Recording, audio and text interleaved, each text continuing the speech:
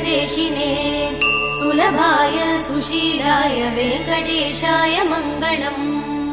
परस्मै ब्रह्मणे पूर्णकामाय परमात्मने प्रयुञ्जे परतत्त्वाय वेङ्कटेशाय मङ्गलम्। आकालतत्त्वमश्रान्तमात्मनामनुपश्यताम् अतृत्यमृतरूपाय वेङ्कटेशाय मङ्गलम्।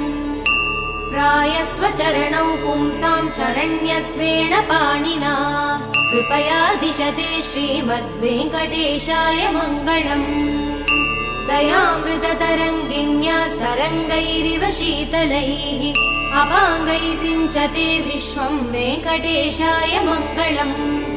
श्रग्भूषाम्बरहेतीनां सुषमावहमूर्तये सर्वार्तिशमनायास्तु वेङ्कटेशाय मङ्गलम्। श्रीवैकुण्ठविरक्ताय स्वामि पुष्करिणीतटे रमया रममाणाय वेङ्कटेशाय मङ्गलम्। श्रीवैकुण्ठविरक्ताय स्वामि पुष्करिणीतटे रमया रममाणाय वेङ्कटेशाय मङ्गलम्। श्रीमत्सुन्दरजामातृमुनिमानसवासिने सर्वलोकनिवासाय श्रीनिवासाय मङ्गलम्।